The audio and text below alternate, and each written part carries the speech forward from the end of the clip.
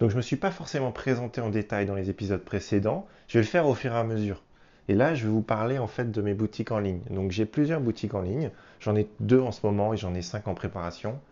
Donc en fait, sur ma première boutique en ligne, quand je l'ai créée sans avoir d'audience initialement, comme je vous parlais dans l'épisode juste avant. Moi, j'avais pas d'audience. J'ai pas attendu, j'ai lancé une boutique sans audience. Je me suis retrouvé du coup avec un compte Instagram, un compte Facebook qui avait zéro follower. Qu'est-ce qu'il y a de pire que quelqu'un à titre particulier qui n'a pas de followers sur Instagram et Facebook? Eh ben, c'est une société ou une boutique qui n'a pas de followers sur Facebook ou Instagram. Vous êtes un rebut du réseau. Personne ne veut s'intéresser à vous. Parce que il est implicitement dit que toutes les sociétés, boutiques à succès, etc., qui vendent des bons produits ont beaucoup de followers. Donc vous vous retrouvez devant un problème de taille.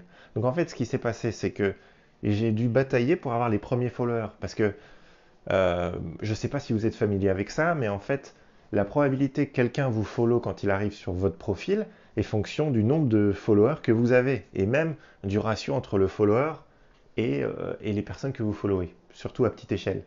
Mais du coup, vous imaginez bien que quand vous avez 3 followers sur votre compte Insta, quelqu'un s'intéresse à un post que vous avez publié, il le trouve via un hashtag, il arrive sur votre profil, il s'intéresse peut-être à votre post, à vos posts, mais il voit que vous êtes en train de suivre 500 personnes et que vous avez 5 followers.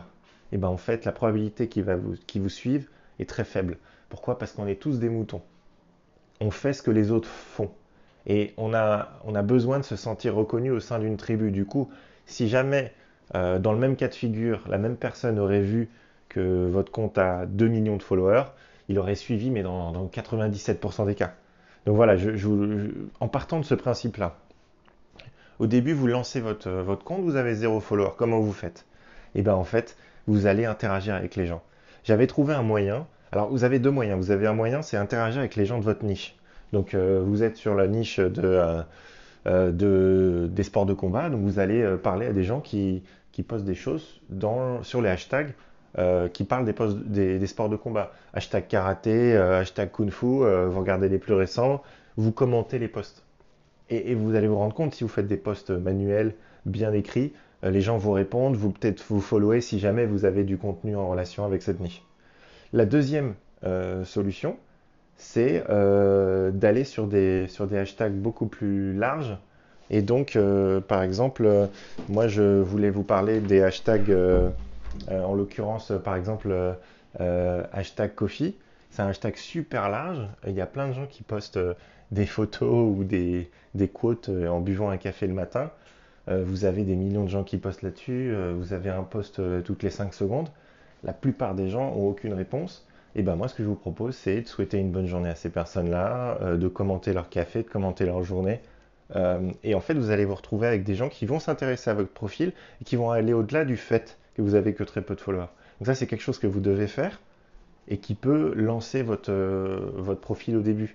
Moi, je sais que sur ma boutique qui maintenant a 38 000 followers sur Instagram et 15 000 sur Facebook, au départ, je faisais ça 200 fois par jour. Donc je m'intéressais à 200 personnes tous les jours, jour et nuit. Et ça me permettait d'avoir un retour, je sais pas, 20, 30 follow, même moins. Mais en fait, je comptais pas à ce moment-là. Ce qu'il faut, c'est le faire avec plaisir et se dire que qu'on apporte un lien qui fait sens sur les réseaux sociaux. Voilà, donc n'hésitez pas à poser vos commentaires si vous en avez. Ciao.